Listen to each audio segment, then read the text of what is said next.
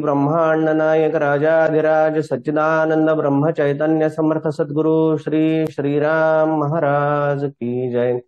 जय जय रघुवीर समर्थ, जय जय सद्गुरु समर्थ।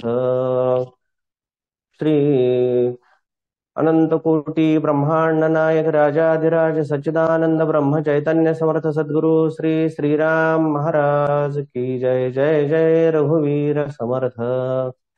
जयाचा जनी जन्मनामार्थ झाला, जयाने सदा वासनामात केला। जयाच्या मुखी सर्वदा नाम कीर्ती, नमस्कार त्या ब्रह्मचैतन्य मूर्ती। सद्गुरु श्रीराम सदा निर्विकारी, वासुदेवांचा नर्मदेच्या किनारी। सदा रामनामी असती जय निमग्न, नमस्कार माझा श्री सद्गुरूंना विनम्र। सद्गुरुनाथ महाराज की जय।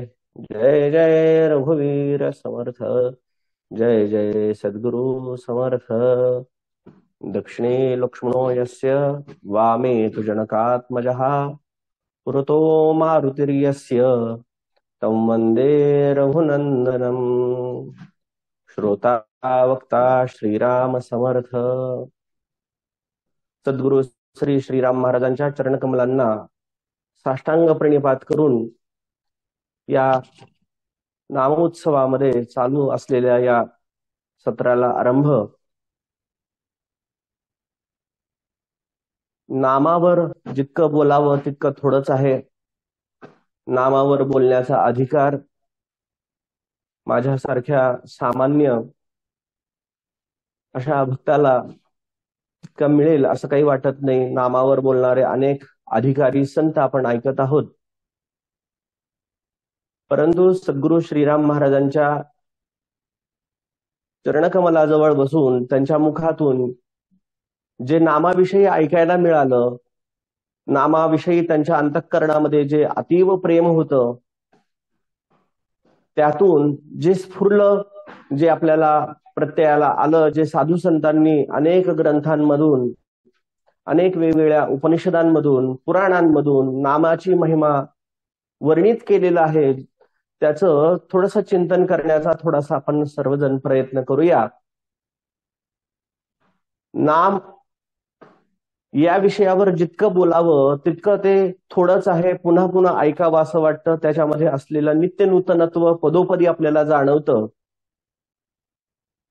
ज्याप्रमाणे एखादी सुगरण तिखट मीठ तेच असतं, परंतु प्रत्येक स्वयंपाकाची, प्रत्येक पदार्थाची चव जशी निरनिराळी असते, त्याप्रमाणे या नामाविषयी ज्या ज्या पद्धतीनं, ज्या ज्या अधिकारी वक्त्याच्या मुखामधून नामाचा महिमा आपण ऐकत जाऊ, तसा तसा तो नित्य नूतनत्व आपल्याला प्रदान करतो। हे नामाचं वैशिष्ट्य आहे। म्हणून ब्रह्मचैतन्य महाराज असं म्हणतात की नामाला स्वतःची अशी वैयक्तिक चव नाही। जो ज्याच्यामध्ये जसा रसिक असेल त्याप्रमाणे त्याला तसा स्वाद प्राप्त होतो। त्यालाच भागवतामध्ये असं म्हणलंय, मोहोरहो रसिका भुवि भावुकहा। भाविक ज्या प्रकारे असेल, भाविकाचा अधिकार जसा असेल, भाविकाचं प्रेम जसं असेल, त्याचा भाव जसा असेल, त्याप्रमाणे त्याला त्याची अनुभूती प्राप्त होते।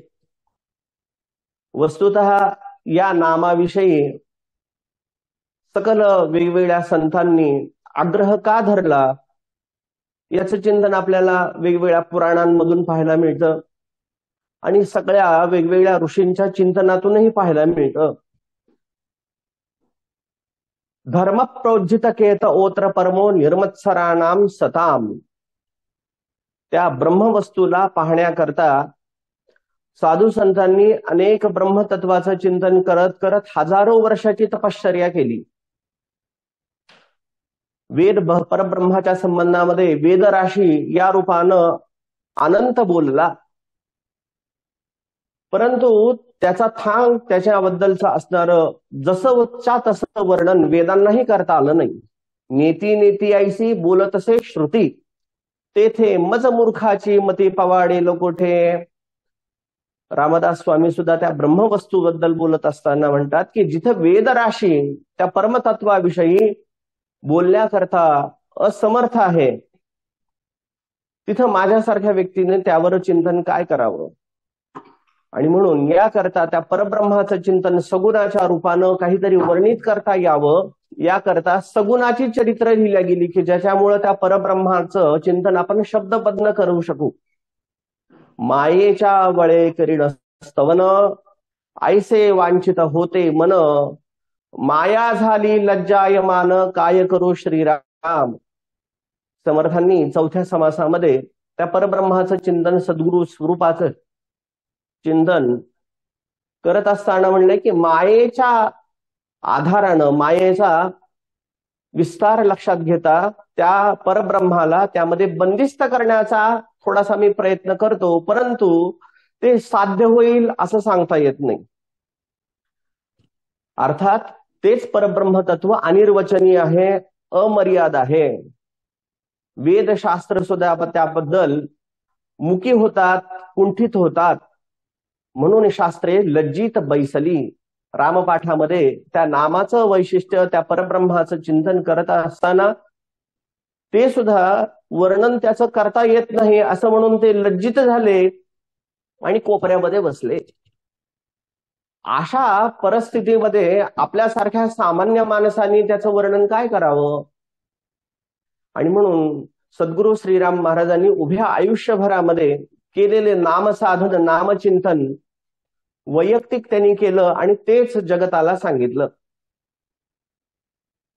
नाम सदा बोलावे, गावे भावे जनासी सांगावे, हाची सुबोध गुरूंचा, नामा परतेन सत्य मानावे. आणि म्हणून जगतामध्ये एकमेव सद्वस्तू सत्य आहे ते म्हणजे नाम, जे शाश्वत आहे. अजो नित्यम शाश्वतोयम पुराणो, शिष्यस्तेहम शाधिमाम त्वाम प्रपन्नम. अर्थात हे जे नाम आहे हे अत्यंत शक्तीनं भरलेलं आहे. यामध्ये अनंत शक्ती समन्वित करण्यात आलेली आहे. परब्रह्माचं स्वरूप म्हणून त्याचं निर्गुण तत्व हेही नामामध्ये आहे. आणि सगुणाचा आधार एखाद्या साधकाला लागत असल्यामुळं त्यामध्ये नामरूपात्मक असलेलं भगवान परमात्म्याचं सगुण चरित्र, सगुणाची मूर्ती ही नामामध्ये समाविष्ट आहे. म्हणून आपण सगुणाचे उपासक आहोत, तर आपल्याला राम म्हणल्याबरोबर रामाचं संबंध, चरित्र, संबंध प्रभू रामचंद्र आपल्या डोळ्यासमोर दिसेल. ज्यांना बालराम आवडत असेल त्यांच्यासाठी बालराम आहे. ज्याच्यासाठी आपल्याला अयोध्यावासी राम चक्रवर्ती सम्राट म्हणून रत्नसिंहासनावर बसलेला प्रभू रामचंद्र, अयोध्येचा राजा पाहायचा असेल तसा तो आपल्याला राजा दिसू शकतो. त्या प्रभू रामचंद्रांचं अतीव प्रेम आपल्या भावावर असलेला असा तो भावावर प्रेम करणारा प्रभू रामचंद्र दिसतो. गुरुचरणांवर अत्यंत अचल निष्ठा असलेला असा प्रभू रामचंद्र दिसतो. अर्थात रामादिवत प्रवर्तितव्यम, रामासारखं वागा. रामाचं चरित्र, रामाचं नाम हे माणसाला अंतर्मुख करतं. त्याच्या दिव्य चरित्रामुळं आपण एक तरी गुण आपल्यामध्ये आला पाहिजे यासाठी आपला आदर्श ठेवतो. म्हणून सगुणाच्या संबंधानं यद्यदाचरते श्रेष्ठ सत्यदेवे तरोजनः, याकरता राम आदर्श आहे. त्याचं चरित्राचं गुणगान करता करता आपण त्याच्यासारखं व्हावं, त्याचं आपल्यासाठी आदर्श आहे, त्याप्रमाणे आचरण घडावं, याकरता सर्वसामान्य लोकांना सगुणासाठी असलेला हा प्रभू रामचंद्र आहे. याच्या पलीकडे एक आपल्याला पाहायला मिळतो, तो म्हणजे निर्गुण असलेला राम. त्याचं वर्णन करत असताना योगी लोक म्हणतात, रमन्ते योगिनः सहा रामः. ज्या तत्वामध्ये योगी लोक रमतात ते परमतत्व म्हणजे राम आहे. म्हणून जो सगुणाचा आपण राम पाहिला त्याच्यापेक्षा हा विस्तृत, व्यापक, वेदप्रणित, ब्रह्मांड नायक ब्रह्मा, विष्णू, महेश या ज्याच्या शक्तीनं या जगतावर सगळं त्याच्या इच्छेनुसार काम करतात असा सर्व ब्रह्मांडाचा नायक असलेला हा प्रभू रामचंद्र, त्याची संज्ञा राम अशी दिलेली आहे. म्हणजेच दर्शक सर्वनामानं त्याला ओळखता यावं याकरता त्या ब्रह्माला राम असं म्हणलं. म्हणून वेद अनंत बोलला, अर्थ इतुकाची साधला, निजनिष्ठा नाम गावे, शरण विठोबासी जावे. तुकाराम महाराज सुद्धा म्हणतात की वेदांनी सांगितलेलं त्या परमतत्वाचं चिंतन आणि पाहिलं तर त्यामध्ये ते परमचिंतन एवढंच आहे की त्या परब्रह्माचं मूर्तिमंत रूप म्हणजे त्याचं नाम आहे. निजनिष्ठा नाम गावे. अत्यंत प्रीतीनं अत्यंत भक्तियुक्त अंतःकरणानं त्या नामामध्येच तो आहे असं समजून त्याचं आपण जर चिंतन केलं तर तो भगवान परमात्मा आपल्याला सौन रूपानं पाहायला मिळतो. नका विचारू देव कसा, देव आहे भाव तसा. म्हणून हाच भगवान परमात्मा सगुण होतो आणि तोच भगवान परमात्मा नामाच्या रूपानं निर्गुणही होतो.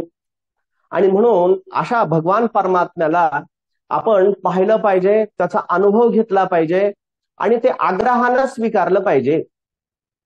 म्हणून मग याच्यासाठी सगळे संत म्हणतात की या भगवान परमात्म्याचं नाम घेण्यासाठी काही खर्च लागतो का? कारण प्रत्येक मनुष्याला आता कोणतीही गोष्ट मिळायची झाली तर त्याच्यासाठी पैसा खर्च करावा लागतो. इंग्लिशमध्ये असं म्हणतात, हाय प्राइस इंडिकेट हाय क्वालिटी. ज्या वस्तूची किंमत अधिक असते ती वस्तू फार चांगली असा लोकांचा समज झालेला आहे. आणि म्हणून याकरता ज्या भगवान परमात्म्याचं नाम आहे ते अत्यंत सोपं आहे. बहु चांगले नाम या राघवाचे, अति साजरे स्वल्प सोपे फुकाचे, करी मूळ निर्मूळ घेता भवाचे, जीवा मानवा हेची कैवल्य साचे. अत्यंत सुंदर भगवान परमात्म्याचं नाम आहे. बहु चांगले नाम या राघवाचे. रामदास स्वामींनी आग्रह केला सर्वसामान्य लोकांना की अरे तुम्ही वेगळ्या वेगळ्या या वेदांमध्ये असलेल्या मंत्रांचं श्रुतींचं पठन करणं, त्याचे अर्थ समजून घेणं, यामध्ये इतका वेळ घालवण्यामध्ये आयुष्य कधी जाईल काही सांगता येत नाही. आणि म्हणून आपल्या आयुष्याचा भरवसा नाही, आपल्या बुद्धीचा भरवसा नाही. मिळालेलं ज्ञान, मिळालेला अधिकार हे आपल्याला सगळ्यांनाच मिळेल आणि त्यानुसार आपल्याला ते परमतत्व कळेल असं सांगता येत नाही. भरपूर शास्त्र जरी आपल्याला कळाली तरी ते शास्त्र सुद्धा एक वाक्य या रूपामध्ये ते बोलत नाही. शास्त्रांमध्ये सुद्धा भांडणं आहेत. त्यामुळं सर्वसामान्य लोकांचा बुद्धिभेद होण्याची शक्यता अधिक असते. आणि म्हणून ते संकट टळावं याकरता समर्थ म्हणतात, बहु चांगले नाम या राघवाचे. अधिक कष्ट करण्याची आवश्यकता नाही. अधिक पेच, वेगवेगळे भेद, वेगवेगळ्या संबंधामध्ये खंडन मंडन हे सगळं करण्याची काहीच आवश्यकता नाही. जितका वेळ मिळतो आहे आपल्याला तेवढा वेळेचं सार्थक जर करायचं असेल तर काय करा, बहु चांगले नाम या राघवाचे. त्याचं नाम अत्यंत साजरं आहे, गोड आहे. अति साजरे नाम स्वल्प सोपे फुकाचे. जे नाम घ्यायला सोपं आहे, वाणीला त्याचं उच्चारण करण्याकरता सहज आहे, सोपं आहे. कोणत्याही वेळेला आपण त्याचं नाम घेऊ शकतो. पहा, वेदांमध्ये सांगितलेली अनेक बंधनं आपल्याला पाहायला मिळतात. काही वेद मंत्र म्हणायचे असतील तर तुम्हाला शुचिर्भूत व्हायला पाहिजे, स्नान संध्या केली पाहिजे, सकाळी लवकर उठलं पाहिजे, त्यासाठी आचार तुमचा चांगला पाहिजे. तुमच्या अंथरुणाला इकडे तिकडे पांघरुणाला कुठेतरी शिवलात आणि पुन्हा तुम्ही वेदमंत्र म्हणायला बसलात तर ते फल देत नाही. बरं, संध्याकाळी आपण काही मंत्र म्हणावेत म्हणलं तर ते चालत नाहीत. दुपारच्या वेळेला काही मंत्र म्हणावेत. गायत्री समजा आपण जेवण झाल्यानंतर निवांत वेळ असतो त्यावेळेला तास 2 तास जप करू म्हणलं तर चालेल का? शास्त्राने त्याला अनुमती दिली नाही. पण चालता बोलता धंदा करिता, खाता जेविता सुखी होता, नाना उपभोग भोगता नाम विसरू नये. समर्थ बोलतात की नामाचंच वैशिष्ट्य असं आहे की यामध्ये कोणत्याही प्रकारचं भेद नाही, कोणत्याही प्रकारची भीती नाही. मग तुम्ही चालता बोलता येता जाता वदनी वदता ग्रास गिळता, घरी दारी जनसुखाचे अवसरी, कोणत्याही प्रसंगामध्ये भगवान परमात्म्याचा नामाचा आग्रह आपल्याला करता येतो, नाम घेता येतं. प्रत्यवाय नाही, हे या वेळेलाच घ्यावं या वेळेला घेऊ नये असं कुठेही नाही. म्हणून यामध्ये स्वल्प सोपे फुकाचे, याला कोणताही खर्च द्यावा लागत नाही, अतिशय सोपं आहे. आणि म्हणून तुका म्हणे सोपे आहे सर्वाहुनी, शहाणा तो धनी घेतो आहे. भगवान परमात्म्याच्या नामासाठी कोणताही खर्च करावा लागत नाही. तुम्ही ज्या ठिकाणी आहात त्या ठिकाणी बसून तुम्हाला भगवंताचं चिंतन करता येतं. आपण सत्यनारायण करायचं म्हणलं तरी सत्यनारायण करण्याकरता आपल्याला ब्राह्मण पाहिजे, त्याच्यासाठी सामुग्री आणायला पाहिजे, त्यासाठी सगळ्या प्रकारचे काही उपचार पाहिजेत, सगळ्या प्रकारचं शारीरिक कष्ट करून शुचिरभूतता त्या ठिकाणी निर्माण करण्यासाठी मग ते मंदिर घर सगळं सारवून आलं असेल, येणारे जाणारे लोकांची सोय ठेवली पाहिजे, त्यासाठी आपलं शरीर उत्तम पाहिजे, येणाऱ्या ब्राह्मणाला वेळ असला पाहिजे, या सगळ्या गोष्टी घडल्या पाहिजे, तेव्हा सत्यनारायण पूर्ण होतो. आणि म्हणून याकरता वेद, त्या पुराण, त्याचबरोबर शरीरामध्ये असलेलं सामर्थ्य, या सगळ्या गोष्टींचा विचार करता कष्ट आहेत, त्यासाठी काहीतरी धन द्यावं लागतं. परंतु भागवत धर्मामध्ये असं म्हणलंय, नामामृत गोडी वैष्णवा लाधली, योगिया साधली जीवन कळा. एकदा नामाचा अनुभव येत गेला, नामाविषयी प्रेम अधिक वाढलं की त्याला असं वाटतं की यामध्येच सगळ्या प्रकारच्या शक्ती आहेत, यामध्येच भगवान परमात्म्याचं रूप आहे, यामध्येच त्यामध्ये असलेला आनंद आहे. आणि म्हणून जे जे काही तो कर्म करत असतो ते कर्म हेच त्याची पूजा होऊन जाते. आणि म्हणून नामामृत गोडी वैष्णवा लाधली, योगिया साधली जीवन कला. त्याच्या जीवनामध्ये ज्या ज्या काही क्रिया होतात त्या सगळ्या भगवान परमात्म्याच्याच पूजेसाठी त्या युक्त आहेत असा अर्थ होतो. आणि म्हणून नामसाधन हे सगळ्यात सोपं आहे, फुकटचं आहे. म्हणून आपण जेवण करत असताना सुद्धा एक श्लोक म्हणतो, वदनी कवल घेता नाम घेता, नाम घ्या श्रीहरीचे, सहज हवन होते नाम घेता फुकाचे. फुकाचे म्हणजे फुकटचं. आणि म्हणून यासाठी कोणत्याही प्रकारचा पैसा खर्च करावा लागत नाही. आणि म्हणून भगवान परमात्म्याचं नामचिंतन तुम्ही उठल्यावर घ्या, जेवण करताना घ्या, रात्री झोपताना घ्या, नवे नवे तुम्ही घरातले प्रपंचातले सगळी कामं करता करता नाम भगवान परमात्म्याचं घ्या. आमचे कबीर महाराज फार सुंदर वर्णन करतात. ते म्हणतात, भजो रे भैया राम गोविंद हरी, भजो रे भैया राम गोविंद हरी. ते म्हणतात, जप तप साधन कछु नाही लागत, खर्चत नाही गठरी.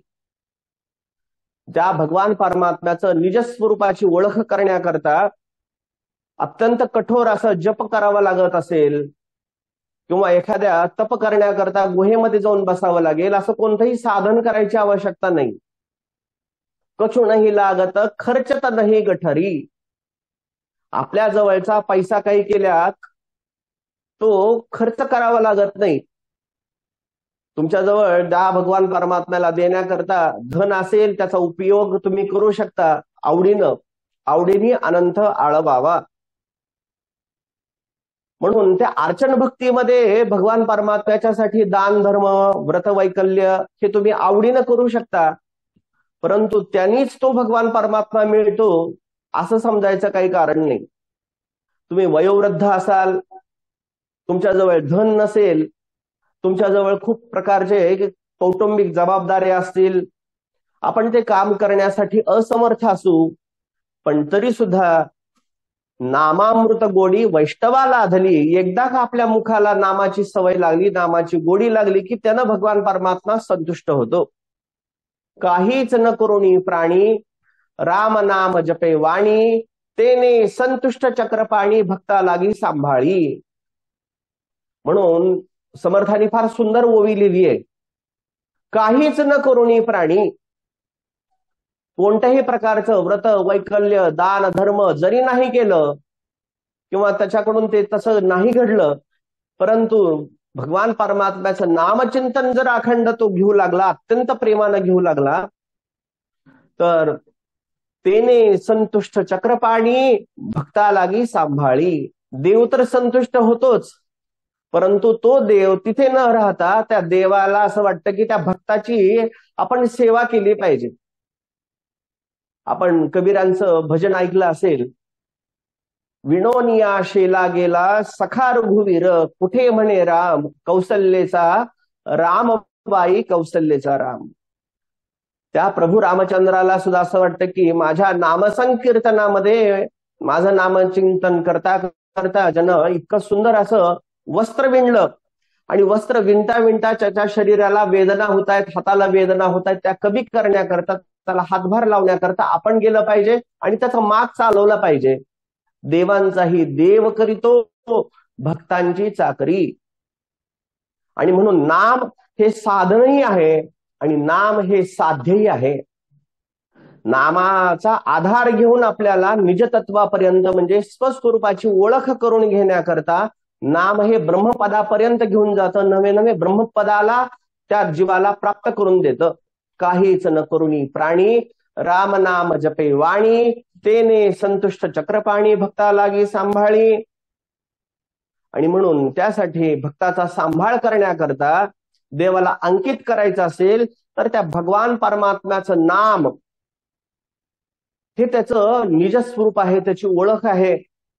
ब्रह्मचैतन्य गोंदवलेकर महाराज फार सुंदर वर्णन सांगतात. ते म्हणतात भगवान परमात्मा म्हणजे गाय आहे आणि त्याचं वासरू म्हणजे त्याचं नाम आहे. जशी गाय एखाद्या ठिकाणी जर जायचं असेल तर ते नवीन रस्त्याला काही केल्या जात नाही. तिचा जिथे वावर आहे, ज्या ठिकाणी ती राहते, ज्या शेतामध्ये ती थांबते, तिथेच तिला बरं वाटतं. एकदा अनोळखी जागेमध्ये जर त्या गायीला आपण घेऊन जालो तर ती गाय तिथे जात नाही. त्याच्या उलट त्या गायीचं वासरू जर आपण आपल्या सोबत ठेवलं तर गाय आपोआप पाट्याच्या पाठीमागे येते. त्याप्रमाणे भगवान परमात्म्याचं नाम जर आपण जवळ ठेवलं तर तो भगवान परमात्मा त्याच्या रूपानं आपोआप आपल्या मागे चालत येईल. त्यासाठी वेगळे काही सायास करावे लागत नाही. तुकाराम महाराजांनी म्हणून म्हणलंय, तुका म्हणे सोपे आहे सर्वाहुनी, शहाणा तो धनी घेतो आहे. जो शहाणा मनुष्य आहे तोच घेतो. किती नाम सोपं आहे असं वाटतं, पण नाम घेत असताना आपले अनेक विकार आपल्या समोर येतात. नाम एवढं श्रेष्ठ आहे नामाचा. बऱ्याच वेळेला प्रवचनामध्ये महाराजांनी उभ्या आयुष्यभरामध्ये नामसा कीर्तन वैष्णवाची जोडी आपल्या आयुष्यामध्ये त्यांनी स्वतः नामचिंतन केलं, तेच शिकवलं. पण तरी सुद्धा नामाविषयीचं प्रेम त्यांच्या मनामध्ये जितकं आहे तितकं आम्हाला येत नाही. त्याचं कारण असं की आपल्याला नामाचा विचार कळतो आहे, पण आमच्या अंतःकरणामध्ये अनेक जन्मजन्मांतराचे जे विकार आहेत त्यानुसार आपल्याला त्याच्याबद्दलचं प्रेम वाढत नाही. नेमकं आपण जप करायला बसलो की जांभळ्या येतात, जप करायला बसलो की जे काम नको ते आठवायला लागतं.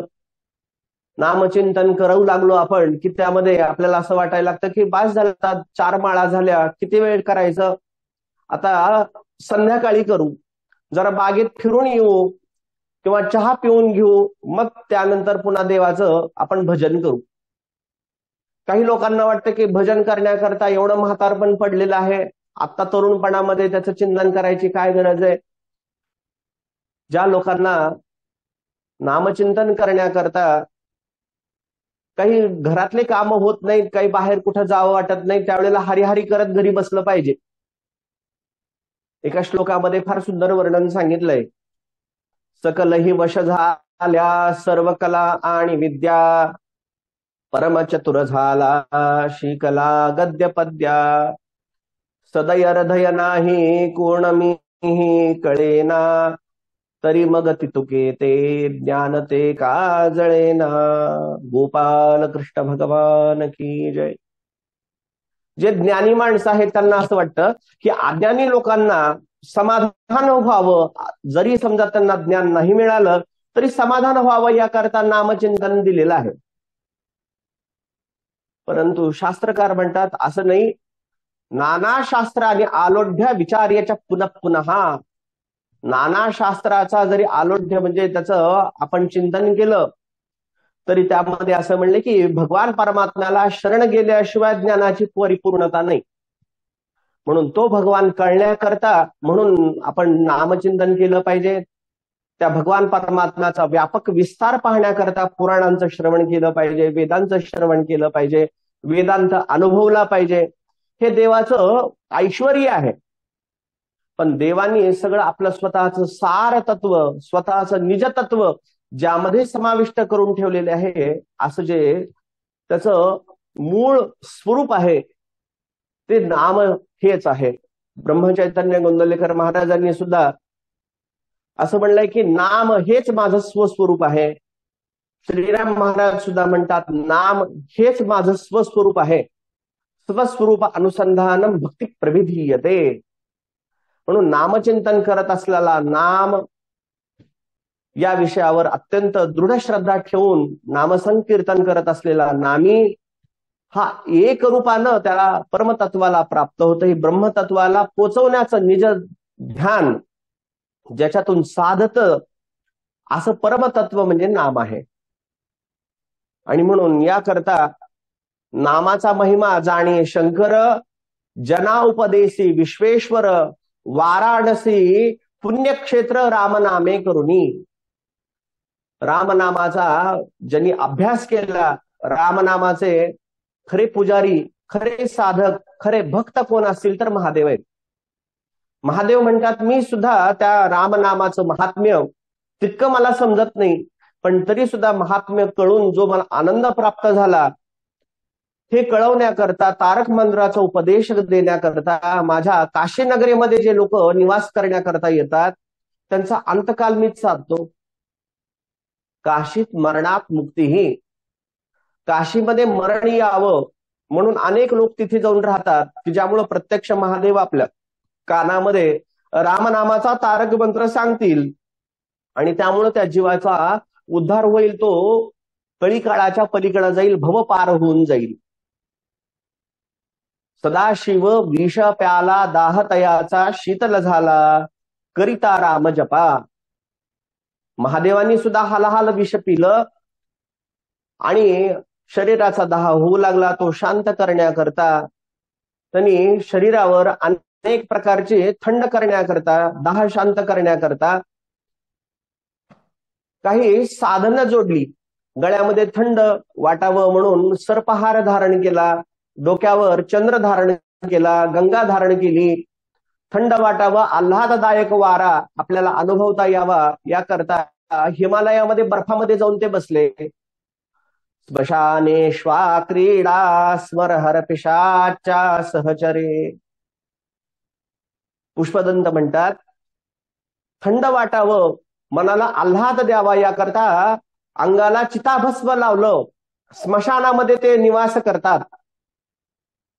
अनेक प्रकारचे वाद्य त्यांनी वाजवायला लागले की त्या संगीतामध्ये आपल्या शरीराला होत असलेला दाह शांत वाटेल, कुठलं तरी आपलं मन त्या ठिकाणी रमवान होईल म्हणून अनेक प्रकारचे वाद्य वाजवले जाऊ लागले. पण तरी सुद्धा महादेवाचा दाह शांत होत नाही. याकरता त्यांनी काय केलं, सदाशिव विष प्याला, दाह तयाचा शीतल झाला, करिता राम जपा. आणि शेवटी मात्र त्यांनी आपल्या प्रभूंना नमस्कार केला. देवा, तुमच्याशिवाय माझ्या कंठामध्ये पेलेला हालहाल विषाचा जो दाह आहे तो काही शांत होत नाही. मी तुमचं नाम धारण करतो, नाम चिंतन करतो. महादेवांनी नामचिंतन जसं केलं तसं तसं त्यांचा दाह शांत होऊ लागला. आणि म्हणून याकरता भगवान परमात्म्याचं नामचिंतन जर महादेवांना आनंददायक देऊ शकतं, महादेवांचा क्षोभ, महादेवांचा दाह शांत होत असेल तर आपल्या विषयी पुरुष आपण त्रिविध तापांनी होरपळलेले संबंध जीव आहोत, आपला दाह शांत होणार नाही का? आणि म्हणून आपण काय करावं, नाम अत्यंत प्रीतीनं नाम सदा बोलावे, गावे भावे जनासी सांगावे, हाची सुबोध गुरूंचा, नामा परतेन सत्य मानावे. नामावर अत्यंत अचल श्रद्धा ठेवावी की नाम हेच माझं औषध आहे. ज्या भगवान परमात्म्याचं अतिशय दिव्य जे आपल्याला नाम माझ्या सद्गुरुनाथांनी माझ्यावर कृपांकित होऊन दिलं ते नाम अतिशय श्रेष्ठ आहे. मंत्र मूलम गुरोर्वाक्य मोक्ष मूलम गुरु कृपा. गुरूंनी अत्यंत कृपांकित होऊन माझ्यावर आशीर्वाद देऊन माझ्या कल्याणासाठी हे नाम मला दिलंय, ते प्राणापेक्षा अधिक जपलं पाहिजे. म्हणून अत्यंत प्रीतीनं ते सदैव नाम आपण घेतलं पाहिजे. नामाचा विचार अत्यंत प्रीतीनं एकमेकांबरोबर चर्चा करताना सांगावा. अत्यंत प्रीतीनं रोज देवाचं नाव घ्यावं, त्याचं महात्म्य इतरांना सांगावं आणि सांगता सांगता आपणही घ्यावं. हरी बोला एकांती, हरी बोला लोकांती, सर्व कार्य करिता हरी बोला. म्हणून या देवाच्या नामचिंतनासाठी काही केल्या पैसा लागत नाही. आपण त्या भगवान परमात्म्याचं नाम अत्यंत प्रीतीनं घ्यावं याकरता मीराबाई सुद्धा बोलतात. मीराबाईंचा अभंग बऱ्याच वेळेला सगळ्यांनी ऐकला असेल. पायो जी मैने राम रतन धन पायो, खर्च न खोटे चोर न लुटे, दिन दिन बढ़त सवायो, पायो जी मैने राम रतन धन पायो. जे मला मिळालेलं धन आहे ते अत्यंत विलक्षण आहे. ते चोर सुद्धा येतील आणि धन ट्रेझरीतलं घेऊन जातील, पण हे रामनामाचं धन असं आहे की ज्याला चोर लुटू शकत नाही. पण तुमच्या जवळ असलेलं धन मात्र जर त्याचं चिंतन तुम्ही करत राहिलात, पुन्हा पुन्हा म्हणत राहिलात, तर ते दिवसेंदिवस वाढत राहणार आहे. अहो पहा, या नामाचा महिमा इतका थोर आहे. एकदा नाम म्हणलं तरी सुद्धा एखाद्या पाप्याची सुद्धा त्यातून मुक्तता होते. आजामेळ पापराशी, नामे गेला वैकुंठासी, ऐसा नामाचा महिमा झाली बोला याची सीमा. नारायणाचं चिंतन त्या उभ्या आयुष्यभरामध्ये आजामेळ्यानं कधी केलं नाही. त्याचा शेवट आला, यमपाश टाकतायत, यमपाश त्याच्यावर पडल्याबरोबर त्याला अत्यंत भीती वाटली. आता काळाच्या मुखामध्ये मी जाईन, माझ्या मुलाचं कसं काय होईल. त्या आजामेळ्याच्या मुलाचं असं नाव होतं की नारायण त्यांनी ठेवलं, आणि म्हणून नारायणा म्हणून अत्यंत प्रीतीनं त्यानं हाक मारली, अत्यंत भयभीत होऊन हाक मारली. त्यावेळेला यमदूतही त्या ठिकाणी येतात आणि विष्णुदूतही येतात. विष्णुदूत म्हणत आहेत की आम्ही आता वैकुंठामध्ये या ठिकाणी याला घेऊन जाऊ, आणि यमदूत म्हणत आहेत की या पाप्यानं अनेक प्रकारचे वाईट पाप केलेली आहेत आणि तुम्ही त्यांना वैकुंठात कसं घेऊन जाणार. पहा, आमच्याकडे त्याला घेऊन जाण्याबद्दलचं यमदूतांचं पत्र आलेलं आहे आणि म्हणून आम्ही न्यायला आलो. अंतकाले च मामेव स्मरण भूत्वा कलेवरम. त्यांनी श्लोक दाखवला गीतेतला, म्हणाले की असं लिहिलेलं आहे की शेवटच्या दिवसामध्ये प्राण जात असताना जो जीव भगवान परमात्म्याचं नाम घेतो तो मोक्षाचा अधिकारी होतो, तो वैकुंठाचा अधिकारी होतो. हा असा आमच्याकडे GRA म्हणाले. पहा, हे पाहिल्यानंतर यमदूत हतबल झाले. ते म्हणाले काही हरकत नाही, असं जर असेल, नामाचा महिमा इतका थोर असेल, तर त्यासाठी मनुष्याने याचीसाठी केला होता अट्टहास, शेवटचा दिस गोड व्हावा. आपल्याला सुद्धा या ठिकाणी भगवान परमात्म्याचा नामाचा विचार पाहायला मिळतो. जर अजामेळ सारखा एखादा महापापी परम पवित्र होऊन जातो, वैकुंठाच्या लोकाला तो निवासाचा अधिकारी बनतो, हे नामाचं महात्म्य. आणि म्हणून नामे पाषाण तरले, असंख्यात भक्त उद्धरले, महापापी तेची झाले परम पवित्र श्रीराम. त्या भगवान परमात्म्याच्या नामाचा महिमा अतीव थोर आहे की त्याच्या नामचिंतनामुळं अनेक पापी तर उद्धरून गेलेच, पण पाषाण सुद्धा तरतात. सेतुबंधनाच्या वेळेला मोठमोठ्या शिळा वानर राम अक्षर लिहून त्या पाण्यामध्ये टाकायचे आणि ते पापाच्या या पाण्यामध्ये ते सहजतेनं तरायचे. आणि म्हणून यामध्ये भगवान परमात्म्याचं नाम हे सगळ्या जगताला तारणार आहे, म्हणून त्याला तारक मंत्र असं म्हणतात. पहा, आपल्याकडे श्लोक आलेला आहे गीतेच्या महात्म्यामध्ये. त्यामध्ये असं म्हणलंय, सर्वोपनिषदो गावो दोग्धा गोपाल नंदनहा, पार्थो वत्स सुधीर भोक्ता दुग्धम गीतामृतम महत. गीता या संबंधानं सांगत असताना प्रत्यक्ष वेदव्यास बोलतात. सगळ्या उपनिषद हे जे आहे वेद आहेत हे गाय रूपाने आहेत. सर्वोपनिषदो गावो, गावो म्हणजे गाय. सगळे वेद आणि उपनिषद हे गायीप्रमाणे आहेत. पार्थो वत्स सुधीर भोक्ता दुग्धम गीतामृतम महत. प्रत्यक्ष गोपालकृष्णांनी या वेद आणि उपनिषदांचं सार काढून दूध त्याचं काढलं आणि त्या अर्जुनाला पाजवलं. दुग्धम गीतामृतम महत.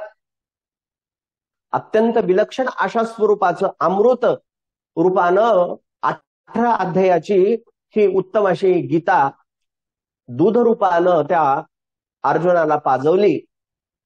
टेंबेस्वामी महाराज याच्याही पुढे जाऊन सांगतात. ते म्हणतात की दूध जर तुम्ही गीतेला म्हणत असाल तर त्या दुधापासून निघालेलं जे तूप आहे ते म्हणजे विष्णू सहस्त्रनाम आहे. म्हणून भगवान परमात्म्याच्या दुधापेक्षा या गीतेपेक्षा सुद्धा सर्वश्रेष्ठ जर काय असेल तर ते म्हणजे भगवान परमात्म्याचं नाम आहे, विष्णू सहस्त्रनाम आहे. बरं, विष्णू सहस्त्रनाम श्रेष्ठ म्हणलं तरी सर्व विष्णू सहस्त्रनाम आम्हाला पाठ होत नाही. विष्णू सहस्त्रनाम म्हणण्यासाठी शुद्धता पाहिजे. विष्णू सहस्त्रनाम म्हणण्याकरता 25 मिनिटं 30 मिनिटं द्यावी लागतात. ते शुद्ध आलं पाहिजे. त्याबद्दल विचार करून या कलियुगातल्या लोकांना तेही जमणार नाही. म्हणून बुध कौशिक ऋषींच्या स्वप्नामध्ये प्रत्यक्ष शिवशंकर जातात आणि रामरक्षा सांगतात. रामरक्षेतला शेवटचा श्लोक आहे पहा, 48वा श्लोक आहे. राम रामेति रामेति रमे रामे मनोरमे सहस्रनाम तत्तुल्यम राम नाम वरानने. हा श्लोक जरी तुम्ही म्हणलात किंवा राम अक्षर जरी म्हणलात तरी तुम्हाला पूर्ण विष्णू सहस्रनाम म्हणल्याचं पुण्य प्राप्त होतं. इतका त्या राम अक्षराच्या उच्चारण्याचा परिणाम आहे. विष्णू सहस्रनाम म्हणल्यासारखं आहे. म्हणून आपल्याकडे नामाचा महिमा सांगण्याकरता एक श्लोक उत्तम आलेला आहे, आपण ऐकलाय असेल बऱ्याच वेळेला. गोकोटी दानम गृहणेषु काशी यज्ञायते मीरु सुवर्ण दानम प्रयाग गंगा इति कल्पवासः गोविंद नामेन तुलनेन याती. प्रत्यक्ष 1 कोटी गायी दान दिल्या. गोकोटी दानम. आपल्याला एक गाय देणं कठीण आहे, परंतु किती गायी दान केल्या? गोकोटी दानम. 1 कोटी गायी दान केल्या. ग्रहणेषु काशी. कायम निवास काशी क्षेत्राचा सर्वश्रेष्ठ आहे म्हणून त्या ठिकाणी निवास केला. किती पर्यंत? प्रयाग गंगा इति कल्पवासः. कल्प काळापर्यंत तिथे आपण प्रवास केला, तिथे राहिलो. एवढंच नाही तर यज्ञायते मेरु सुवर्ण दानम. मेरू पर्वता एवढ्या सुवर्णाच्या एका पर्वताचं दान केलं ब्राह्मणांना. या सगळ्यांची केलेल्या पुण्याची बेरीज गोविंद नामेन तुलनेन याती. एकदा गोविंद म्हणल्यानं इतकं पुण्य प्राप्त होतं.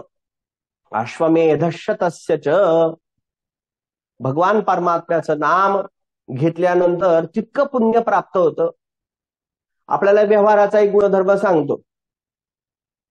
जसं आपल्याला जर म्हणालं की हवा या विषयावर बोला तर आपल्याला लक्षात येईल की त्या हवेचा रोज आपण अनुभव घेतो, ऑक्सिजनचा अनुभव घेतो.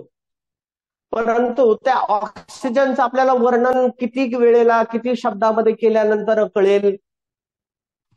कितीही वेळेला त्याचं वर्णन केलं तरी सुद्धा ते अर्धवटच आहे, अतृप्त आहे. अजून ऐकावं, अजून त्याच्याबद्दल काही सांगता येत नाही. हेच त्याचं वर्णन होतं. आपण करोनाच्या काळामध्ये त्या ऑक्सिजनची काय किंमत आहे ते कळेल. ऑक्सिजन जर नसेल आपल्याला तर तुमचं सगळं ज्ञान असेल, सगळ्या प्रकारचं ऐश्वर्य आहे, कितीही प्रकारची सामुग्री असेल ती काही कामाला येत नाही. ते आपण अनुभवलेलं आहे.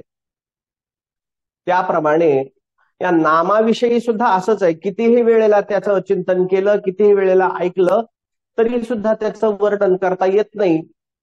परंतु ते इतकं महत्वाचं आहे की ज्या वेळेला ह्या शरीरातून प्राण जात असताना त्याचं जर नामाचं चिंतन आपण केलं तर जन्मजन्मांचं येणं जाणं थांबतं, हे त्याचं सामर्थ्य आहे.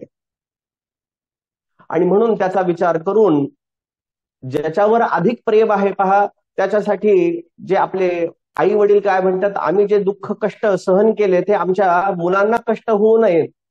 आम्ही जेवढे कष्ट सहन केले तेवढे मुलांना कष्ट सहन करता येणार नाहीत. आमच्यासारखं त्यांचं आयुष्य वाईट होऊ नये, त्यांना आमच्यापेक्षा अधिक सुख अधिक मिळाले पाहिजेत.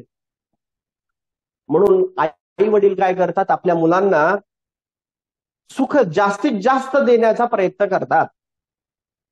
त्याचप्रमाणे सगळ्या साधू संत आपल्या सद्गुरूंनी आपल्यावर कृपा केली. आम्ही खूप कष्ट करू, खूप तप करू, परंतु माझे जे भक्त आहेत त्यांना कष्ट एवढे करायची काही गरज मिळू नये याकरता अतिशय तेजपुंज शक्ती समन्वित झालेलं असं परब्रह्माचं परम चैतन्ययुक्त सिद्धीने भरलेलं असं नाम आपल्याला कृपांकित होऊन त्यांनी दिलं, म्हणून त्याची शक्ती अधिक वाढली, अधिक पटीनं वाढली. एक उदाहरण आपल्याला सांगतो. बऱ्याच वेळेला शेतामध्ये आमच्याकडे ट्रॅक्टर असतात. त्या ट्रॅक्टरला ऊस घेऊन जात असताना एक ट्रॉयला लावले जातात आणि म्हणून ते ट्रॉयला काय करतात, एकमेकांना दोन दोन अशा जोडून ट्रॅक्टर ओढत असतं. पण काही वेळेला ओढत ओढत त्याची शक्ती कमी पडते. ट्रॅक्टर असं तोंड वर करतं, त्याची पूर्ण शक्ती आता पणाला लावली, पण तरी सुद्धा ट्रॅक्टर काही केल्या ओढल्या जात नाही, त्या शेताच्या बाहेर जात नाही. आणि मग मात्र त्याला असं वाटतं की आता आपण बाहेर जाऊ का नाही. अशा वेळेला शेतीचा मालक म्हणतो, काही काळजी करू नका, याकरता काय करू, जरी ट्रॅक्टर फसला असेल तरी त्यासाठी आम्ही जेसीबी बोलावतो. आणि त्यानुसार ती जेसीबी येते. ते जेसीबी काही नाही, नुसता थोडासा धक्का मारल्याबरोबर ते ट्रॅक्टर चालूच असतं. थोडा धक्का मारल्याबरोबर ते लगेच शेताच्या बाहेर जातं. त्याप्रमाणे आपले प्रयत्न, आपण भगवान परमात्म्याचं नाम घेतच आहोत, पण सद्गुरूंची कृपा झाली, सद्गुरूंनी ते दिलेलं नाम त्यांना स्मरण केलं. महाराज तुमच्याशिवाय या नामसंकीर्तनाला शोभा येणार नाही, नामसंकीर्तनाला गती प्राप्त होणार नाही. त्याकरता तुमची कृपा याच्यावर असू द्या.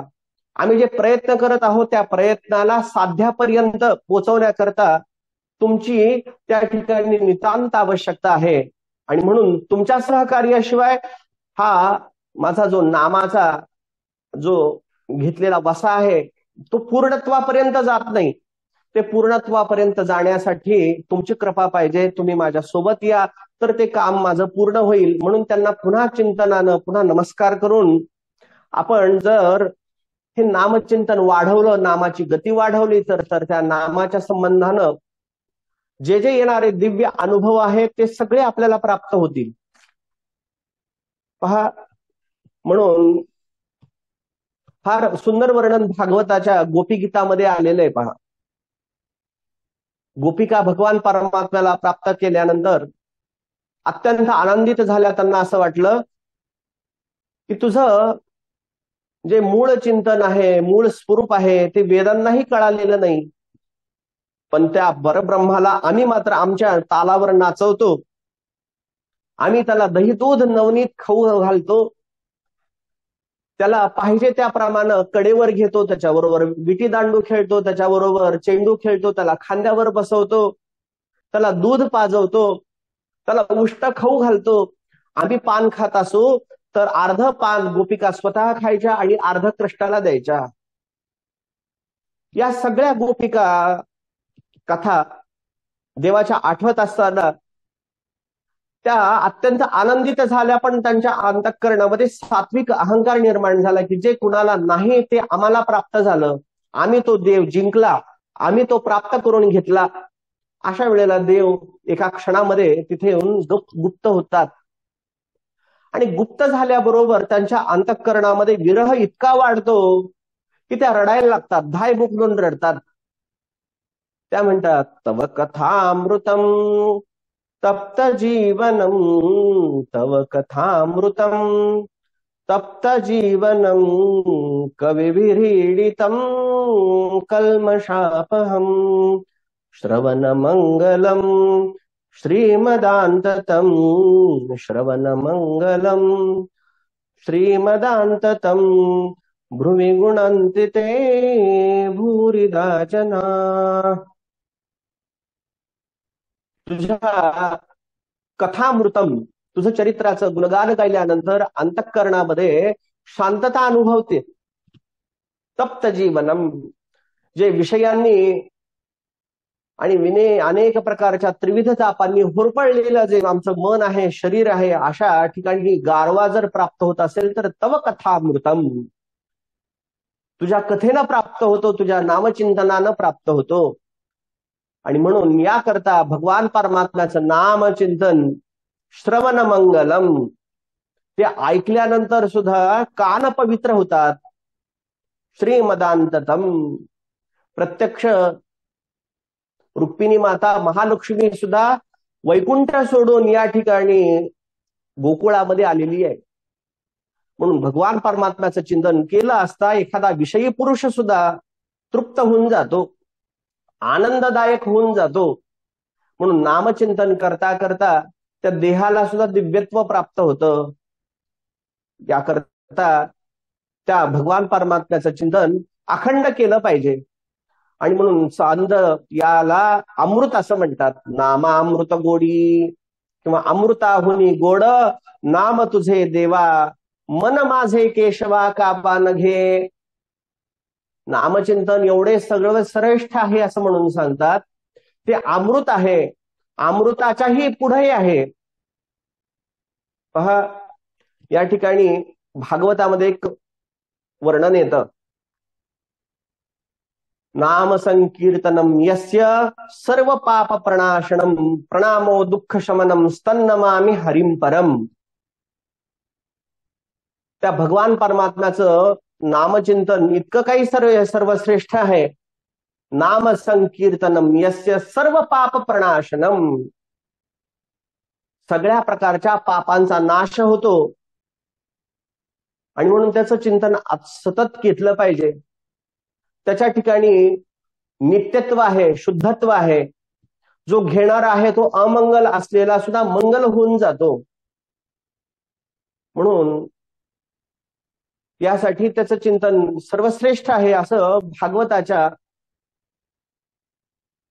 12व्या स्कंधाच्या शेवटी आलेलं आहे।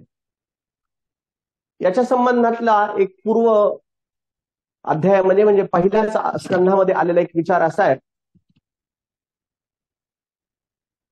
परीक्षित राजाला सर्प चावला, दंश केला आणि मग मात्र तो देहाभान विसरून त्या गंगाच्या पवित्र काठी येऊन त्या ठिकाणी बसला। सगळे संतही त्या ठिकाणी येतात, शुकाचार्य येतात। शुकाचार्य आल्यानंतर देवी देवतांना असं वाटायला लागलं की शुकाचार्य हे प्रत्यक्ष ब्रह्मवेत्ते आहेत, त्यांचं दर्शन अत्यंत दुर्लभ आहे। कृपांकित होऊन परीक्षिताला ते भागवत ऐकवतायत। भागवताचं महात्म्य अतीव थोर आहे। आम्ही तिथे जाऊ आणि प्रत्यक्ष त्यांच्या समोर अशी विनंती करू की महाराज, आम्ही देव आहोत, आम्ही अशी याचना करतो की ते भागवत तुम्ही जे राजा परीक्षित राजाला सांगत आहात ना, त्याच्याऐवजी आम्हाला सांगा। आम्ही काय करू की आमच्या जवळ असलेलं जे अमृत आहे ना, ते अमृत आम्ही या परीक्षित राजाला देऊ आणि त्याला सर्पाच्या पासून, ज्या काही काळापासून त्याला भीती आहे ती भीती निघून जाईल, तो अमर होऊन जाईल, अजय होऊन जाईल। त्यावेळेला ते म्हणतात की देव हो, तुम्ही जरी या भागवताच्या संबंधामध्ये याचना करण्याकरता आलेला आहात, तरी सुद्धा तुम्ही त्याचे अधिकारी नाहीत। त्याकरता मृत्यू लोकांमध्ये जन्म घेण्याकरता इथे आले पाहिजे, त्यांनाच नामचिंतनाचा अधिकार आहे, तोच भक्त आहे। तुम्ही देव आहात म्हणून देवांना हा अधिकार नाही, त्याच्यासाठी भक्त व्हायला पाहिजे। आणि म्हणून अत्यंत मृत्यूलोकी असलेले हे सगळे लोक अतिशय सर्वश्रेष्ठ आहेत की त्यांना नामचिंतन करता येतं। फार एक सुंदर श्लोक सांगितलाय की ज्यामध्ये ज्या ठिकाणी ज्या भगवान परमात्म्याचं नामचिंतन घेतात त्याच्या ठिकाणी दिव्य सिद्धी प्राप्त होते. पहा, साधूच्या ठिकाणी जर 6 गुण जर निर्माण झाले तर त्याला ब्रह्मानुभव प्राप्त होतो. आणि म्हणून तो ब्रह्मानुभव प्राप्त करत असताना त्या साधूंनी काय केलेलं असतं? नामचिंतन केलं असतं. नामचिंतनाचा परिणाम म्हणून त्यांच्या ठिकाणी दिव्यत्वाचा अनुभव येतो. एक श्लोक असा आलाय, अजिह्वा षण्डकः मूक अंध बधिरम पंगु एवच षड्भिर्भिक्षु मुच्यते. असं म्हणलंय, अजिह्वा जो नामचिंतन करणार आहे तो अजिह्वा. अजिह्वा म्हणजे आपल्या तोंडाने कोणाचीही निंदा करायची नाही, जितकं लागतं तितकंच बोललं पाहिजे. म्हणून नामचिंतन करत असताना आपल्या अंतःकरणामध्ये आपण जे बोलत आहोत त्याचा यथार्थ उपयोग काय, आपण किती बोलत आहोत, त्याचा अर्थ किती निघतो, इतकंच बोललं पाहिजे. कोणाची निंदा करू नये. तुल्य निंदा श्रुतिर्मौनी संतुष्टो येन केनचित अनिकेतसी तिर्मत्री भक्तिमान्य प्रियो नरहा. 12व्या अध्यायामध्ये म्हणलंय की कुणाची निंदा किंवा स्तुती करू नये, स्वहितासाठी तर मुळीच करू नये. म्हणून भगवान परमात्म्याची स्तुती करावी. म्हणून अजिह्वा, आपण त्या ठिकाणी आपल्या तोंडामध्ये जीभ नाही याप्रमाणे राहिलं पाहिजे. अजिह्वा म्हणलंय. पहा, याचंच वर्णन करत असताना एकनाथी हरिपाठामध्ये वर्णन केलेलं आहे. नामाविन मुख सर्पाचे ते बिळ, जिव्हा नव्हे काळ सर्प आहे. ज्या मुखामध्ये भगवान परमात्म्याचं नाम नाही अशा मुखामध्ये राहणारी जीभ म्हणजे ती प्रत्यक्ष नागिन आहे, सर्पामध्ये तिची गणना होते. नामाविन मुख सर्पाचे ते बिळ. मुख म्हणजे केवळ वारुळ आहे असं समजा. म्हणून अजिह्वा, सदैव भगवान परमात्म्याचं नामचिंतन केलं पाहिजे. याप्रमाणे अजिह्वा षण्डकः. षण्डक म्हणजे काय? नामचिंतन करत असताना तो नपुंसकासारखा झाला पाहिजे. अर्थात मुखी राम त्या काम बाधो शकेना, गुणे इष्टधारिष्ट त्याचे चुकेना, हरी भक्त तो शक्त कामा समारी, जगी धन्य तो मारुती ब्रह्मचारी. भगवान परमात्म्याचं नामचिंतन जो घेतो त्याला कामविकार निर्माण होत नाही, कामावर विजय प्राप्त होतो. म्हणून षण्डकः. म्हणून तो साधू कसा व्हावा? षण्डकाप्रमाणे असला पाहिजे, नपुंसकाप्रमाणे असला पाहिजे. अहो मंदिरवासी जन, तुम्ही ऐकावे वचन, पर नारी राहो माता. जी दुसऱ्याची स्त्री पाहिली ती आपल्याला मातेप्रमाणे दिसली पाहिजे. नामचिंतन करत असताना अंतःकरणामध्ये कोणकोणते बदल होतात ते या श्लोकामध्ये पाहायला मिळतं. पहिला सांगितलं अजिह्वा. म्हणून माझी वाणी फक्त भगवान परमात्म्याचंच नामचिंतन करील, याच्याशिवाय ते काही अवाजवी बोलणार नाही. याकरता अजिह्वा. षण्डकः, जे काही काम क्रोध आदी विकार निर्माण होतात त्या भगवान परमात्म्याच्याच नामचिंतनामुळे त्याच्यावर मात करता येते. हे भगवान परमात्म्याच्या नामचिंतनाचा परिणाम. तिसरा गुण सांगत असताना म्हणलंय मुकत्वम. मुक्या माणसाप्रमाणे आपण राहिलं पाहिजे. भागवतामध्ये एक चरित्र येतं वृषभदेवांचं. त्यांच्या अंगावर कितीही लोक गहाण टाकत होते, कितीही त्यांना खडे मारत होते, दगड मारत होते, त्यांची निंदा करत होते, पण कोणताही त्यांच्या वृत्तीमध्ये बदल होत नव्हता. शांतता त्यांची भंग पावत नव्हती. अश्वकवलम असा शब्द आलेला आहे. तोंडामध्ये सदैव ते एका दगडाचा खडा ठेवायचे. मोठा खडा कशामुळे ठेवायचे? की आपण तोंडामध्ये काही असलं की बोलू शकत नाही. सदैव आपल्याला ओळख निर्माण व्हावी की या वाणीनं माझ्या भगवान परमात्म्याशिवाय मी बोलू नये. घे घे माझे वाचे, गोड नाम विठोबाचे, डोळे तुम्ही घ्या रे सुख, पहा विठोबाचे मुख. माझ्या डोळ्यांचा विषय, माझ्या कानाचा विषय, माझ्या बोलण्याचा विषय तो भगवान परमात्माच झाला पाहिजे. त्याच्याशिवाय काही न बोलणं म्हणजे मुक्या माणसासारखं राहणं. काम झाला काम नाही, काम नाही झालो पै रिकामा. तुकाराम महाराज म्हणतात की हे रिकाम पण म्हणजे मुकत्व आहे. या प्रकारचा एक उपाधीचा विचार नामचिंतन करत असताना नामसाधकांनी घेतला पाहिजे की आपण आपलं नाम सिद्ध करण्यासाठी, त्याच्यावर लक्ष केंद्रित करण्यासाठी, त्यासाठी इंद्रियांना अंतर्मुख करण्याकरता आपण मुकत्व हा गुण स्वीकारला पाहिजे. आंधळ्या माणसांनी ज्याप्रमाणे वर्तन करावं त्याप्रमाणे वर्तन केलं पाहिजे. अर्थात जे जे पाहे किंवा जे जे भेटे भूत ते ते मानिजे भगवंत. अंध शब्दाचा अर्थ काय सांगितला की भगवान परमात्मा हीच वस्तू पाहण्याला योग्य आहे, बाकी त्याच्याशिवाय पाहण्यासारखी कोणतीच वस्तू नाही. लाजले गे माय आता कवना ओवाळू, कवना ओवाळू, जिकडे पाहावे तिकडे चतुर्भुज गोपाळू. नामदेवराया वर्णन करतात की जिकडे बी पाहू त्या त्या ठिकाणी मला ब्रह्मच दिसतं, त्या त्या ठिकाणी त्या भगवान परमात्म्याच्या चूप दृष्टीला पाहायला मिळतं. म्हणून डोळे दिसूनही असूनही जे दृश्यमान व्हायला पाहिजे ती सद्वस्तू भगवान परमात्म्याच्या संदर्भामध्ये असली पाहिजे. अंतर बहिष्ठ जगत सर्वम व्याप्य नारायण स्थित. म्हणून आंधळे माणसांना जसं काही वेगळं दिसतच नाही, डोळे बंद केल्यानंतर जी सद्वस्तू आहे ती कल्पनेनं दिसते, त्याप्रमाणे कल्पनेमध्ये असलेला ब्रह्मतत्वाचा अनुभव दृश्यामध्ये आला पाहिजे, सगुण साकार रूपामध्ये प्रत्ययाला आला पाहिजे. म्हणून जे जे भेटे भूत ते ते मानिजे भगवंत. ही अवस्था निर्माण झाली की मग मात्र अपपरभाव सगळे त्याचे निघून जातील. तुझ्या तराम माझ्या तराम सर्वाभूती राम रे, जगात करी तू प्रेमच केवळ कुणी वेगळा नाही रे. तुझ्यात आणि माझ्यात तेच परब्रह्म तत्व समाविष्ट झालेलं आहे आणि म्हणून तोच राम प्रत्यक्ष रूपानं आपल्याला पाहायला मिळतो. म्हणून मग आपण जागेवरून भांडणं करणार नाहीत, आपण आपल्या माळेवरून भांडणं करणार नाहीत. बऱ्याच वेळेला होतं जप करत असताना आपली माळ नाही दिसली की आपण वैतागतो, हालतो. तो माणूस म्हणतो की माझी माळ असल्याशिवाय माझा जपच होत नाही.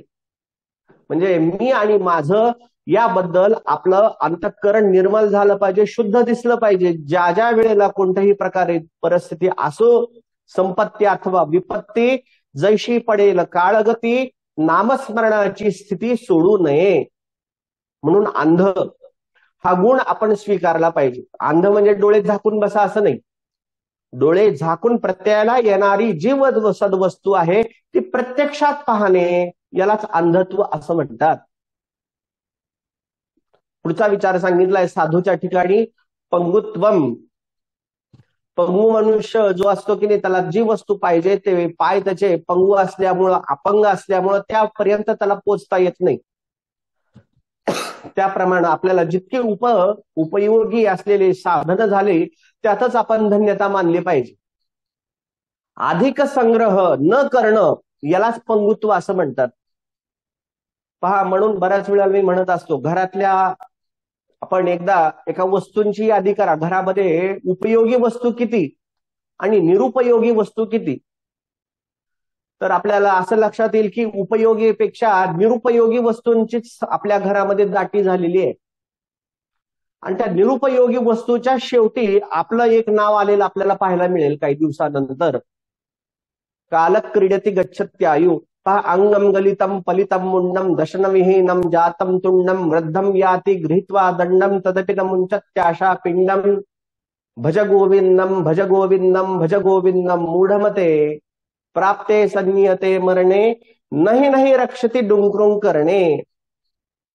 आणि म्हणून ज्या प्रकारे आपलं शरीर चांगलं आहे, शरीराला जितके काही लागतात तितकीच साधनं आपण जमा केली पाहिजेत. निरुपयोगी साधनाकडे जे आपलं मन जातं, हे हवं ते पाहिजे ते पाहिजे, अशा नाम शतेरबद्धा अशा ठिकाणी आपलं पांगळे झाले पाहिजेत.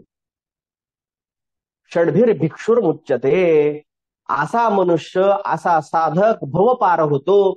आणि म्हणून आपण सदैव संपत्ती अथवा विपत्ती जशी परिस्थिती असेल या अवस्थेमध्ये जे मिळालं तरी समाधान, जे नाही तरी त्याही समाधान, असं नामसाधकाचं जर टिकलं तर त्याची नामनिष्ठा वाढेल, त्याच्या अंतःकरणातले विकार त्याला त्रासदायक होणार नाहीत.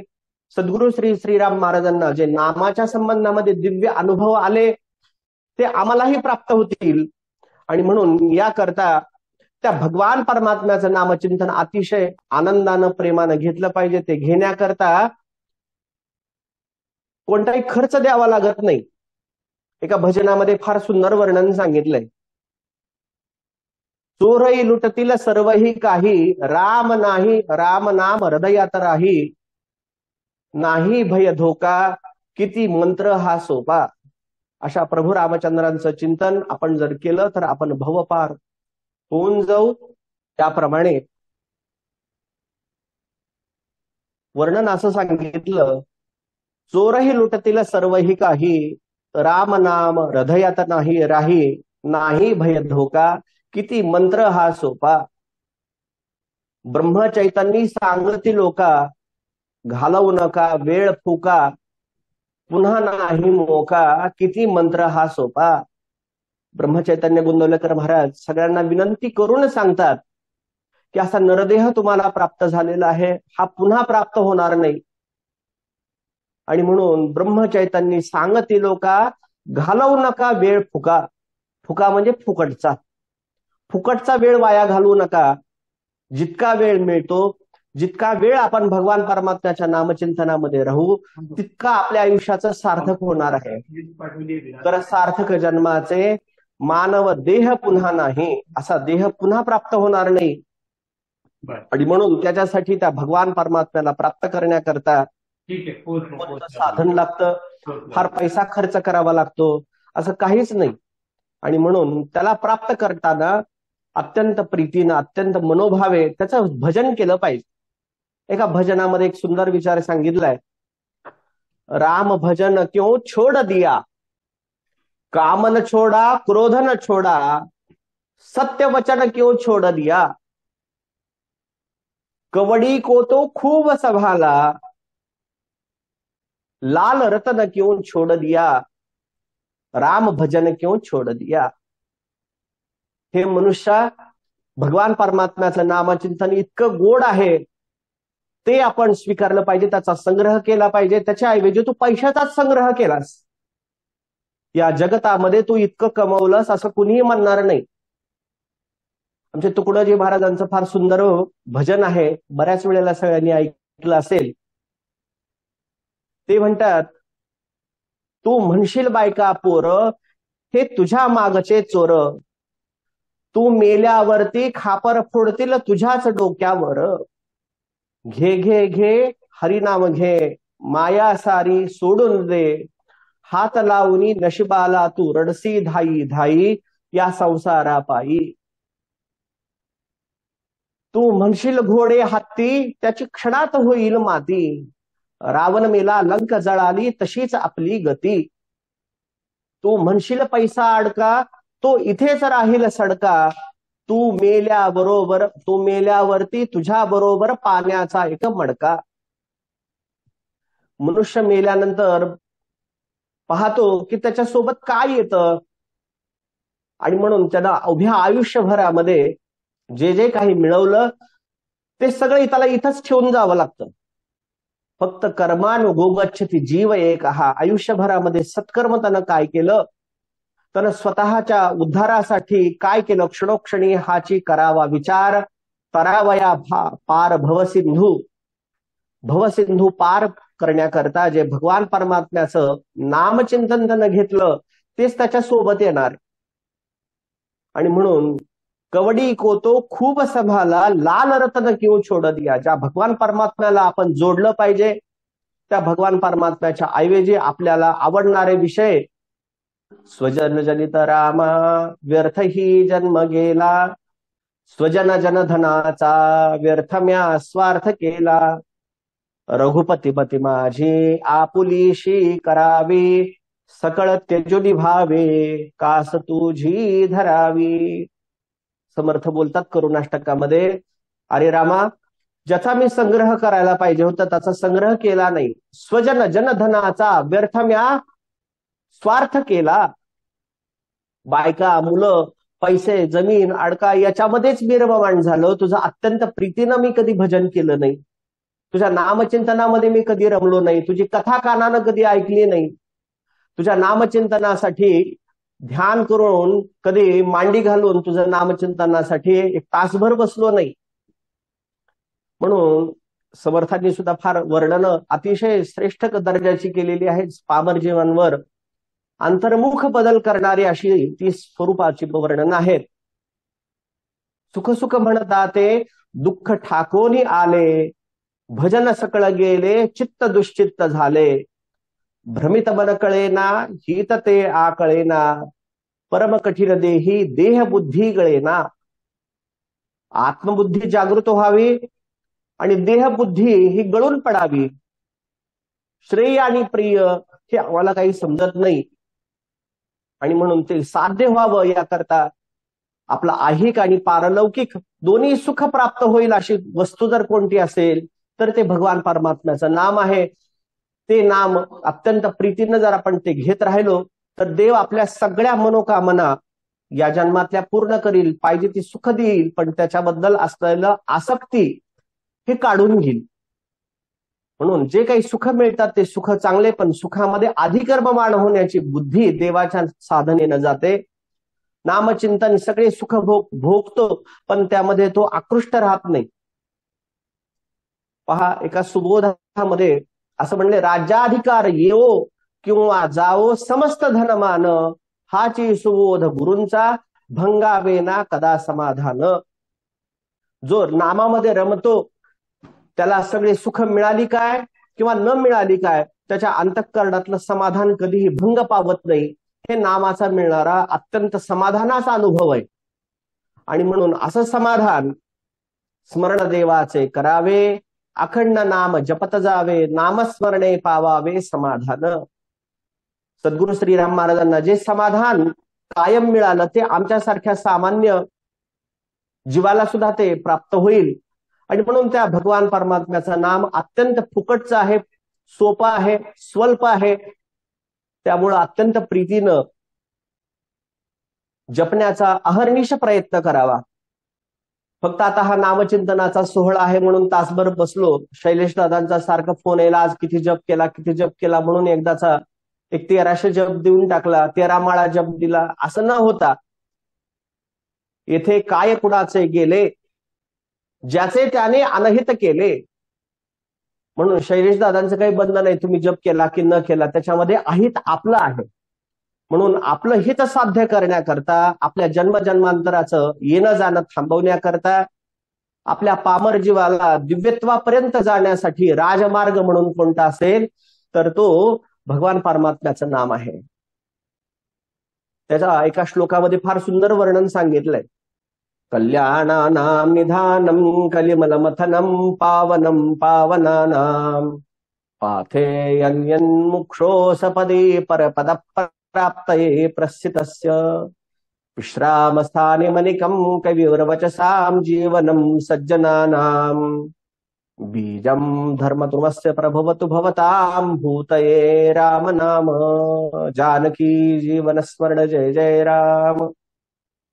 या श्लोकामध्ये म्हणलंय कल्याणानां निधानम. निधान म्हणजे धन, जमिनीमध्ये सापडलेला हंडा त्याला निधान असं म्हणतात.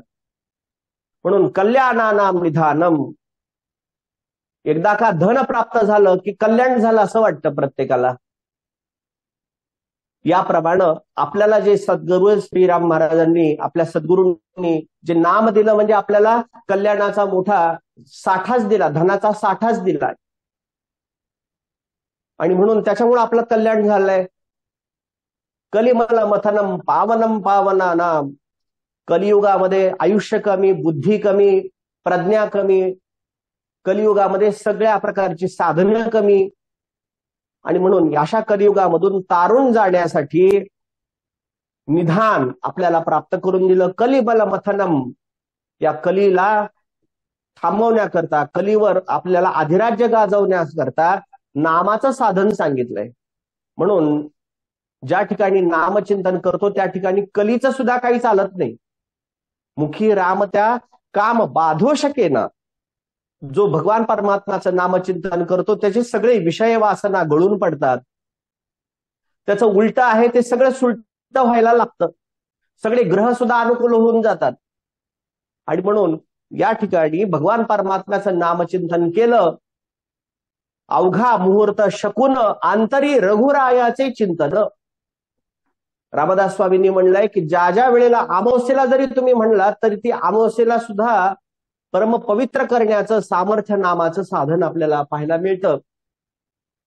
आणि म्हणून कोणताही वेळ, कोणतीही तिथी अशी नाही की जे आपल्याला कलुषित करेल, आपल्याला परावृत्त करेल. नामा संकीर्तन ज्या ज्या वेळेला भक्त करेल ती प्रत्येक घडी ही पवित्र होऊन जाईल. हरिपाठामध्ये त्याचंही वर्णन पुष्कळ सांगितलेलं आहे. आणि म्हणून काळ वेळ नामा उच्चारिता नाही, दोन्ही पक्षी पाही उद्धरती. म्हणून त्यासाठी कलिबल मथनम पावनम पावनानाम पाथे यन यन मोक्षो. जो मोक्षाची इच्छा करणार आहे त्या मोक्षाचा राजमार्ग ज्याच्या आधारानं प्राप्त होतो, असं मोक्षाचं द्वार ठोठवणारा जर कोण असेल तर तो नामसाधक आहे, तो नामी आहे. तर नामाचा आधार घेतला की त्याला समोर मोक्ष पायावर लोळतो. रिद्धी सिद्धी दासी अंगण झाडीती, उच्चिष्ठे काढीती मुक्तिचारी. म्हणून भगवान परमात्म्याचं नाम फार श्रेष्ठ. हरी बोला कितीतरी हरिपाठाच्या संबंधाने सांगितलंय. चारी मुक्ती घरी त्याच्या, चारही प्रकारच्या मुक्ती त्याच्या दरवाजामध्ये तिष्ठत उभा राहतात. हा नामधारकाचा अधिकार आहे. म्हणून त्यामध्ये वर्णन त्या श्लोकामध्ये म्हणलंय, यन्मोक्षो सपदी परपद प्राप्तये प्रस्थितस्य. तो स्वतः मुक्त तर होतोच, पण इतरांना सुद्धा मुक्त करण्याचा राजमार्ग दाखवतो. म्हणून नामधारक नामी याचा जर संबंध जर पाहिला आपण तर जो भगवान परमात्म्याचं नामचिंतन करतो त्याचा अधिकार घेऊन सगळे जन मुक्त होण्याचं सामर्थ्य आहे. प्रभू रामचंद्र प्रत्यक्ष देहामध्ये असताना अयोध्या नगरीमधल्याच लोकांना त्यांनी मुक्त केलं. पण भगवान परमात्म्याचं नाम इतकं सर्वश्रेष्ठ आहे की जे जे लोक जपत आहेत अशा हजारो वर्षांपासून अनेक बद्ध पामर जीव सुद्धा हे वैकुंठाला गेले. ऐसा नामाचा महिमा झाली बोला याची सीमा. म्हणून देवापेक्षा सुद्धा देवाचं नाम श्रेष्ठ आहे. म्हणून त्याला नामदेव असं म्हणतात. नामदेव शब्दाचा कर्मधारय समास आपण पाहिला तर नाम हाच देव. म्हणून जन नाम स्वीकारलं नन नाम धरा कंठी विठोबाचे. आम्ही तेने सुखी म्हणा विठ्ठल विठ्ठल मुखी. तुमचे एर वित्त धन ते मज मृत्तिके समान. कंठी मिरवा तुळशी व्रत करा एकादशी. तुकाराम महाराजांना सुद्धा नामाचा इतका काही प्रेम, इतका काही आधार जाणवला की त्यामध्ये संबंध त्यांच्या आयुष्यामध्ये कधी इतके पाहिले नव्हते. इतके उपहार समोर आले, इतके होन मोहरांनी भरलेले ताट समोर आली, पण तरी सुद्धा त्यांना असं लक्षात आलं की हे सगळं आमच्यासाठी, विष्णुदासांसाठी हे केराप्रमाण आहे, हे खड्याप्रमाण आहे. जया वाटे कंचनो केराईसा. रामदास स्वामींना सुद्धा त्या प्रभू रामचंद्रांच्या नामाची गोडी लागली की त्याच्यामध्ये मिळालेलं समाधान हे कोणत्याच साधनेनं आपल्याला प्राप्त होत नाही, साधनानं मिळत नाही. म्हणून ते सर्वश्रेष्ठ आहे असं निधान आपल्याला पाहायला मिळालं. म्हणून तुकाराम महाराज म्हणतात, आम्ही तेने सुखी म्हणा विठ्ठल विठ्ठल मुखी. लोकांचं ऐकलं तरी सुद्धा समाधान, स्वतः मी म्हणतो आहे त्यामुळे समाधान. अंतर बहिष्य जगत सर्वम व्याप्य नारायण स्थितः. इरुवोले काष्टी पाशानी सकळ आहे वनमाळी जेथे तेथे हा अनुभव मिळतो. आणि म्हणून यद्यदाचर श्रेष्ठ सत्य देवे तोरजनहा. म्हणून महाराजांनी सांगितलं पहा, बऱ्याच वेळेला महाराज सगळ्यांचे गारणे ऐकून घ्यायचे आणि ऐकून घेऊन फक्त एकच म्हणायचे, तुम्ही काय करा, नामस्मरण करा. म्हणजे नामे चेडे चेटके नासती, नामे होय उत्तम गती. नामस्मरणानं सगळ्या प्रकारच्या दुष्चिन्हांचा नाश होईल. नामस्मरणानं सगळ्या प्रकारचे दोष क्लेश नाहीसे होतील. जीवाची कृतार्थता प्राप्त होईल. आणि म्हणून बीजम धर्म दुर्मस्य प्रभवतु भवता भूतये रामनाम. जगताच्या कल्याणासाठी भगवान परमात्म्यानीच मुक्त करण्यासाठी आपलं स्वतःचं निजतत्व ठेवलेलं आहे, ते म्हणजे नाम आहे, जे धर्माचं मूळ आहे. म्हणून मती मंदते साधना योग्य होती, चढे ज्ञान वैराग्य सामर्थ्यांगी, म्हणे दास विश्वासता मुक्तिभोगी. तो मुक्तीचा अधिकारी होईल, तो बद्ध असलेला सिद्ध होऊन जाईल. यत्कृपा तमहं वंदे परमानंद माधवम. त्या सद्गुरुनाथांचीच कृपा, त्या सद्गुरुनाथांचंच स्वरूप म्हणजे नाम आहे. त्याचं नामचिंतन करता करता बद्ध सुद्धा प्रातर्वंदनीय होईल. उफराट्या नामासाठी वाल्मिकी तरला उठा उठी, भविष्य बदला शतकोटी चरित्र रघुनाथाचे. आजा मेळ्यासारखा, एखाद्या आमच्या वाल्या कोळ्यासारखा पापी सुद्धा तो प्रातर्वंदनीय होतो. हे नामाचं महात्म्य आहे. आणि म्हणून त्याचं नामाचं महात्म्य कितीही वेळेला ऐकलं तरी ते विद्या एव वर्धत एव नित्यम, ते वाढत वाढत जाणार आहे. आणि म्हणून त्या भगवान परमात्म्याचं नामचिंतन आपण करून त्याचा नाममहिमा जाणून त्या नामातच राहण्याचा प्रयास करूया, प्रयत्न करूया. अत्यंत प्रीतीनं भगवान परमात्म्याने हे जे नामचिंतन आपल्याकडून करून घेतलं, की त्याची आपल्यावर असलेली अत्यंत अतीव कृपा आहे हे जाणावं. त्यामध्येच राहण्याचा अभ्यास करण्याची प्रेरणा आम्हाला प्राप्त करून द्यावी, अशी मंगल कामना त्यांच्या चरणावर व्यक्त करावी. मीही करतो. आपल्या सर्वांना पुनश्च साष्टांग प्रणिपात करून सद्गुरुनाथांना नमस्कार करून वाणीला विराम देतो. सद्गुरुनाथ महाराज की जय. श्री अनंत कोटी ब्रह्मांड नायक राजाधिराज सच्चिदानंद ब्रह्म चैतन्य समर्थ सद्गुरु श्री श्रीराम महाराज की जय. जय जय रघुवीर समर्थ. जय जय सद्गुरु समर्थ.